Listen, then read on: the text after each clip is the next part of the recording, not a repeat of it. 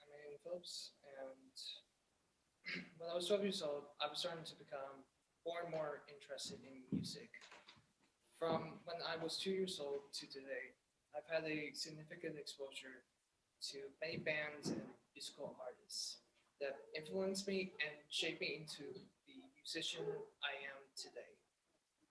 Like many kids, my mom forced me to take piano for a few years I encountered a until, until I encountered a brass instrument that my middle school teacher stuck me with. After a year, I convinced them to let me be in percussion, which spoke to me as a musician. After I became a percussionist, I wanted to know more about music. I wanted to understand it better. That's when I was starting to get into YouTube, Pinterest, and Reddit. There I discovered the gods of music, from Wolfgang Amadeus Mozart to Esperanza Spalding, musical geniuses who made me want to pick up an instrument and play. However, I did not pick up a bass until later in 2017 when I was 14, when I heard a particular bass player. Now, back in 2017, I was a good percussionist. I could put I could keep the rhythm of a song. I won a few medals in solo ensemble competitions. I also learned how to play scales, stay on the beat to metronome, and play some killer groups. But I wasn't into band or orchestral music. I was into rock, punk, and a little bit jazz. And that was it. I was not into metal, that's for sure. There was no interest there at first, since I thought metal was garbage music that only idiots liked.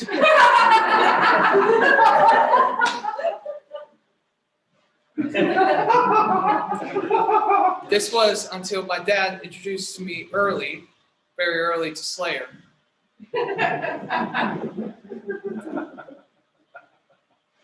He did this when we were in his truck just driving home. I guess I know him by playing the same Foo Fighters song for almost the entire drive. So, like the generally responsible father he asked me if I wanted to listen to some heavy stuff. And so he went on his phone and played Rainy Blood by Slayer. Yeah! It was so fast, so heavy, and so brutal, it made my jaw drop. The guitar was like I was hearing people screaming. The vocals were like a demon yelling, and the drums were like cannons and machine guns going off. After that experience, I picked up all sorts of bands like Tool, Sadist, Pantera, Ginger, Behemoth, and Primus, especially Primus. From my perspective, they're not recognized enough for the differences they made not only in metal, but music as an art. Among these bands, one band did influence me the most, and that was Death. As you can tell, this was the band that created death metal. Death was nothing like anything I had heard before. It was classical, jazz, fusion, thrash metal, punk, and new wave music mixed together. It was like I was listening to Mozart and the devil himself. However, two people in that band changed me the most. Chuck Schuldiner, the man, as you can see in all these corners here, was the godfather of death metal. Like Mozart, he was a musically gifted genius. And he managed to create one of the most successful bands in history. Every song and album was unique in some way. There was not a single bad song nor album, which is hard to do since he did 7. And I know what you're thinking. Death metal is just a bunch of screaming, heavily distorted instruments and blast beat drums. This band must play songs about eating babies, murder, guns and galore. However, that was not Chuck. In his music, he talked about real-life problems such as suicide, homophobia, transphobia, abuse, growing up in religious households, corporate scumbags, and just tough choices made in life. He was a man who understood this and wanted the world to know his message. Furthermore, he did this through no better platform than music. His screams were that of people who were in pain around the world. Furthermore, he managed to do this with 26 alternating musicians, more than any band that I can think of. Each one better than the last.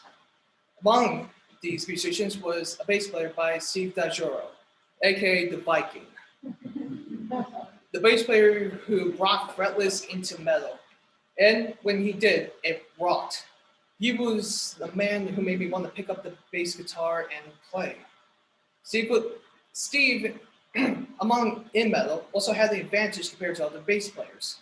Steve had come from a teenhood and adulthood of jazz and fusion. He knew the kind of techniques and skills in those genres, and after years of studying them, he brought them into metal. And now you know my influences, so let me tell you what music means to me.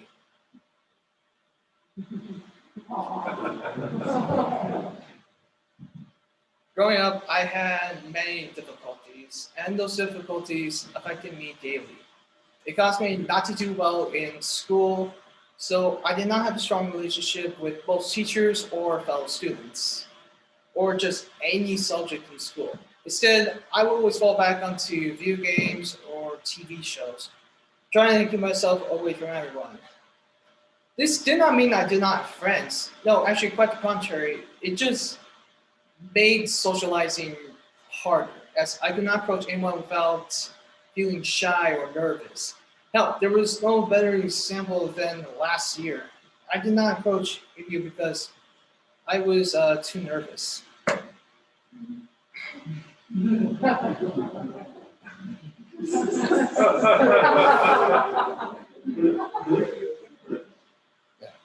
Furthermore, everybody had told me that they thought I hated or even was mad at them. Not the case. I just look mad all the time. Furthermore, for a good cause. Did you remember the haircut I had? I mean, come on, that was screaming creepy white boy. Jokes aside, what got me through the years was music. Sure, it was heavy music, but it still touched my heart and it still helps me to this day. It was an escape and a release, and so I shared it with you. If it was a rainy day, music was the thing I turned to. If it was a day that seemed soundless, I had music fill in the silence around me. The words had touched my heart, and the instruments had reached my soul. I have a lot to be thankful for music, for a family supporting me in this journey, from a little boy who believed in magic to an adult who's afraid of the IRS. And the music. Those guys went after Capone and won.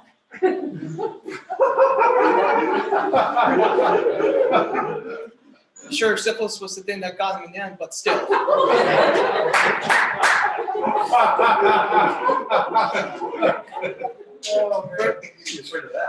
Furthermore, thanks to them, I have music in my life.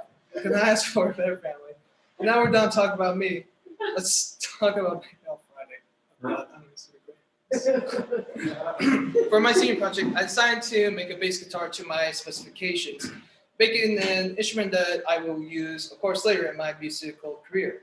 I said I wanted to make this bass fretless, give it a more harmonic and expressive sound. It's like an upright bass, but can fit in your lap. There are many fretless masters such as Jaco Pastorius, Steve Zajuro, Jean-Paul Fesling, that's a mouthful, Wes Claypool, Tony Franklin, and Gary Willis.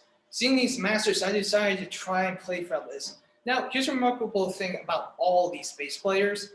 They created their own bass guitars, each of them more unique than the other. But my personal favorite being Steve Dijuro's. It's just a beautiful bass guitar. Thus, feeling heavily inspired after seeing this, I said, screw it, and give it the whirl and saw where it took me. Compared to a standard electric bass, the fretless bass is more challenging since it has no steel nor nickel fret markers, except for the side dots here, or if you're one of those kinds of guys, plastic lined frets.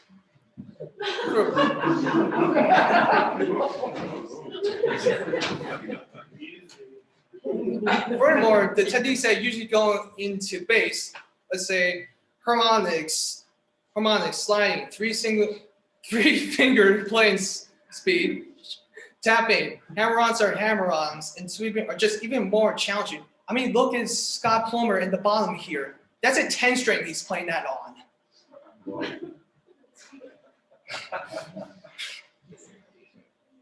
It's even more challenging with fretless because, yeah, there's no frets, and the precision of where your fingers go matter even more.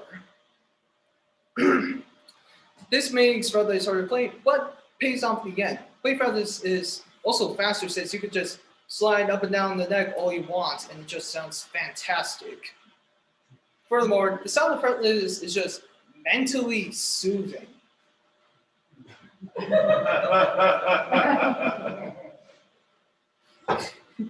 sound of the fretless can make you feel many things, like flowing down a river, like the creatures of the night are singing ballet.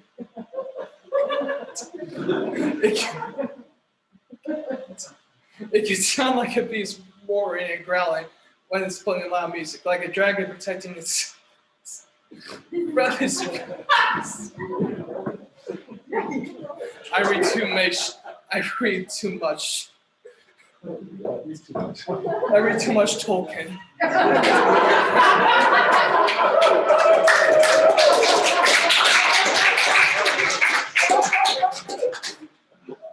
Rather spacey. Even the fretted bass. Change the chords of any song of any genre. People underestimate the power of a bass guitar, and as I proved, the bass is seriously underrated and needs to be recognized more. Then we get to the unfortunate stuff. Well, soon. Unfortunately, due to time, I could not cut and create my bass guitar from scratch. Instead, I bought the body and the neck from a company named Warmoth. I chose a handcrafted bass over a bass kit, which was probably better in the end because I was starting to really get into extended range basses from 5 string to 7 string. There was no obsession for having top strings.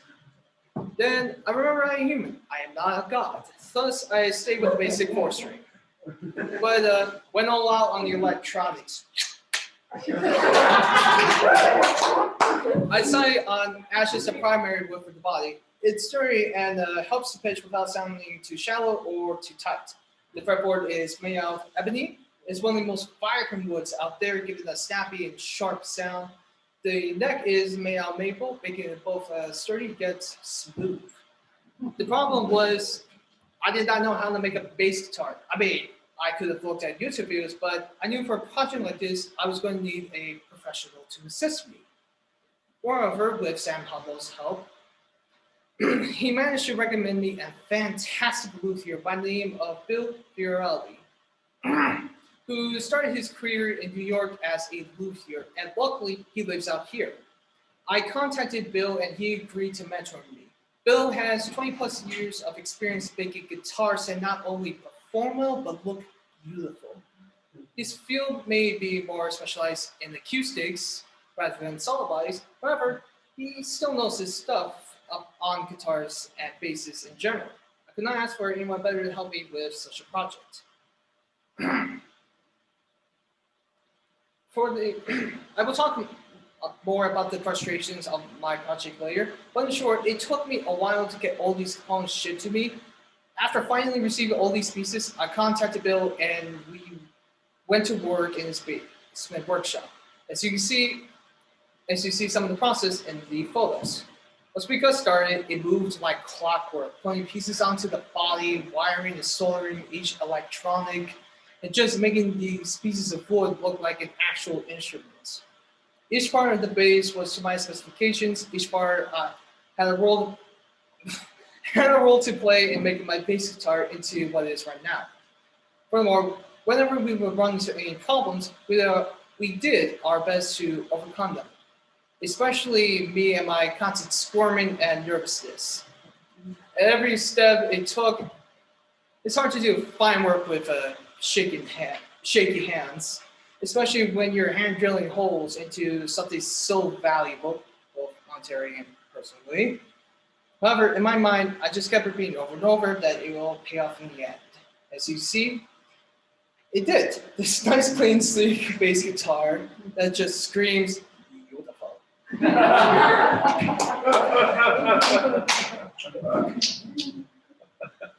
Now we're getting into the fun part.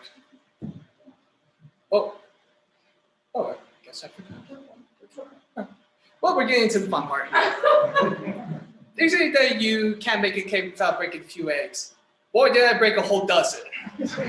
Creating the actual bass guitar had its share of difficulties. Like the fact that most of these parts and pieces showed up late in the build. COVID impacting mail, shipping, and many electronic parts were unfortunately made in China. So, hard to get. At this point, it was starting to be a build-up rather than an actual build. There was also reordering of parts because I've gotten some pieces wrong, causing more stress. The body and neck I had originally ordered were on a significant back order and would have to arrive late April. And of course, it would have been a complete bust. We were also missing some essential pieces like a jack plate. This tiny piece of metal that goes on the body, or if you're one of those classic guys, on the pick guard, and just holds the input jack and make sure that it does not go free inside the body cavity. Trust me, my face was right by the number of times I have facepalm. Somehow, I have forgotten to get a battery box. The thing is, this particular cutout for the actual box has such weird dimensions that only one company made it. And here's the kicker. There was only 9 on the internet across the country. So I had to order 2, just hoping one got here in time. One benefit of all these issues was actually watch Bill figure things out. Show me how the problem solved on the spots. what lesson that was for me. We managed to use extra screws that he cut and fit, and foam pieces to cushion the pickups and adjust the height and prevent any rattling left behind. I left my basement build while I waited for the battery box to arrive so we could finish. When it finally arrived, bam! Bill gets sick and we had to pause. What? But finally, this weekend, we were able to finish the base. There was so much stress on my part, and I had lost so much sleep to the point where I thought I was seeing the face of God. No.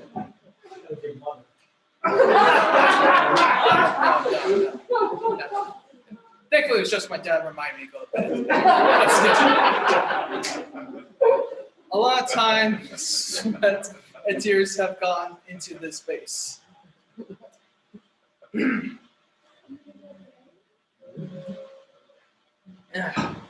Service. For choosing the service component was a challenge for me.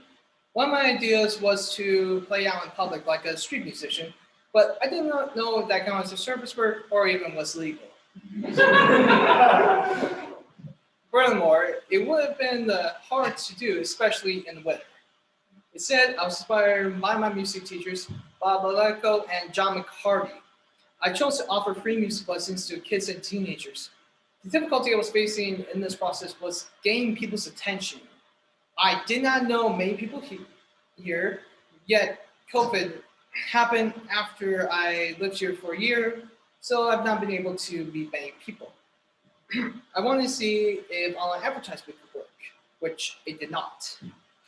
I thought about it, but decided against posters. Thus, I had an ad in the Youth Initiative High School Weekender and the Pleasant Ridge Lunchbox. So far, I have one student, a fellow musician and classmate, Dave Pollock. The guitar is interested in learning the electric bass. Teaching him was not a challenge as he knows a lot about guitar theory and different guitar techniques. Also, Dave is a quick learner. He is someone I enjoy teaching. He pays so much attention and opened up to me. I would love to teach others music if they could be as attentive and dedicated as Dave. Also, I managed to rewrite this part, Sean, so I hope it doesn't get the wrong message across.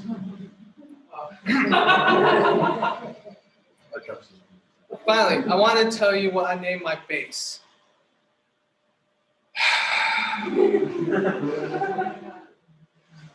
Drum roll.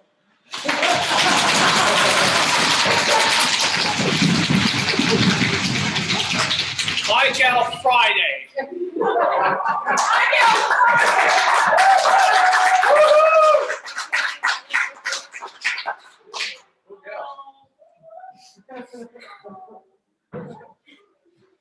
She could play any sweet tune and she could do any job.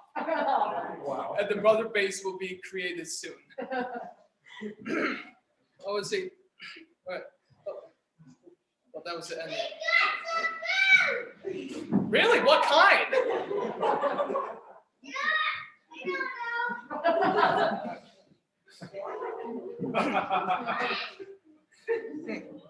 So thanks to John McCarty, he taught me how to play the bass and continues me to teach more and more.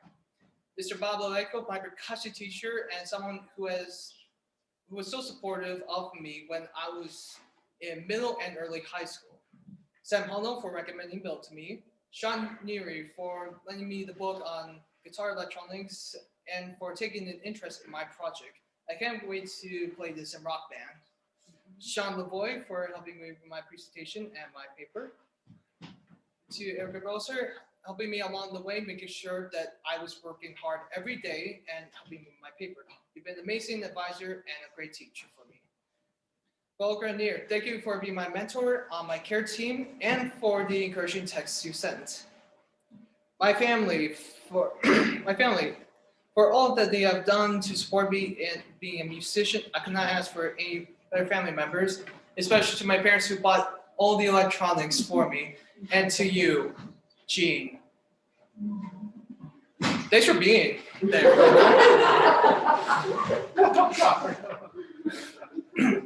And a major thank you to Bill Fiorelli, who helped me create my bass guitar. Without his help, I would not have been able to complete this project. He He was so generous with his time and knowledge. Thanks to his whole family for their hospitality. And finally, thanks to my whole class. Thank you for making me feel a lot more welcome than I have felt in any other school. I'm very glad to know you all.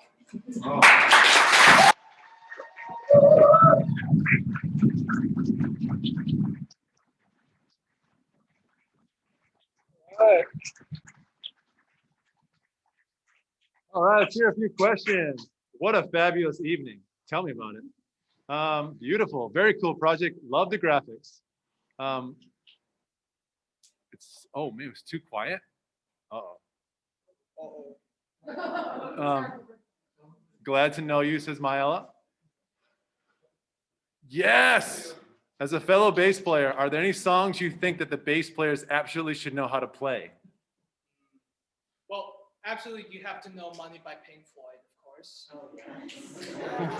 Okay. Money. NIB by Black Sabbath. Which one? NIB by Black Sabbath. I forgot what it stands for. And what's the other necessary one? Can you say the name of the one that you actually played? Oh, The Philosopher? By Death.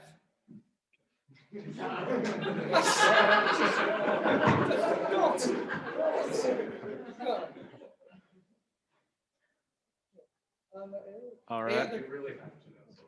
Yeah.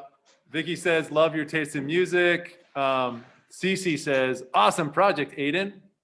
Cece Span. I have a question.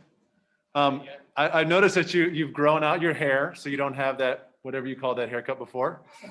A poster boy for Gen X, emo. I like to call it the poodle. What did you call it? The poodle hair. The poodle. Okay, so you've clearly grown out your hair, Aidan, and you like death metal music. So I feel like it's just begging. I want to see it. Would you be willing to, you know what I mean? Do the thing with the hair. His chiropractor's here, so it's okay. All right. You warmed up? Oh, wait, hold on. They want me to headbang? Yeah, dude, that's what I'm saying. Oh, watch out. Well, with the kind of headbang I do, it's more for cycle damage base. Okay, there we go. All right. Do you need a beat? Yeah, you gotta hold the bass. You gotta do it with the bass. Oh, what? Are you gonna play it with the bass? Yeah, let's do it. Wait, can you play? Well, I have to do that though. Yeah.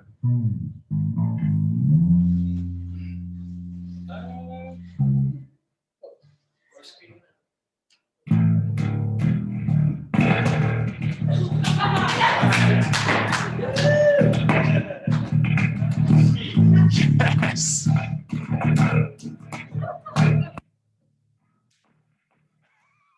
Yes.